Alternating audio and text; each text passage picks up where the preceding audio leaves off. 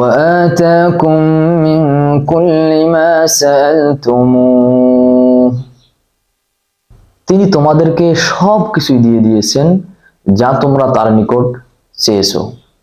তিনি আল্লাহ, যে তার নিকট ভীত অবস্থায় আসে কে তাকে নিরাপত্তা দান করেন, যে তার নিকট ভগ্ন হৃদয়ে আসে কে তার মনকে চাঙ্গা করে দেন, যিনি তার নিকট সাহায্যের দরখাস্ত আবেদন নিয়ে আসে কে তাকে সাহায্য করেন, যিনি তার নিকট চিন্তিত হৃদয়ে আসে, চিন্তিত মনে আসে কে তাকে চিন্তা মুক্ত করে দেন, তাকে প্রফুল্লতা দিয়ে দেন, যে তার নিকট কিংকর্তব্য বিমূঢ় দিশেহারা হয়ে আসে কে তাকে পথ দেখান।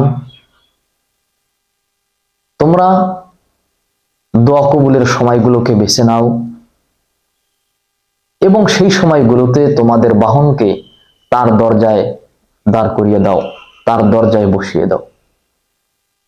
রাত্রের রাত্রের শেষ এক তৃতীয়াংশে যদি কেউ কিয়াম করে, সালাত আদায় করে, আল্লাহ তাআলার নিকট দোয়া করে, সেই দোয়ার তীর কখনো ব্যর্থ হয় না।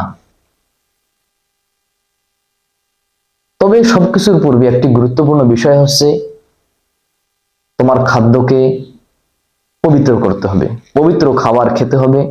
নবী করিম সাল্লাল্লাহু আলাইহি ওয়াসাল্লাম বলেছেন সুনান আদ-দারিমিতে, আতিব মাতআমাকা তাকুম মুজাবাদ দাওয়া, হালাল খাবার খাও, পবিত্র খাবার খাও, তুমি দোয়া কবুলকারীদের, যাদের দোয়া কবুল করা হয় তাদের অন্তর্ভুক্ত হয়ে যাবে।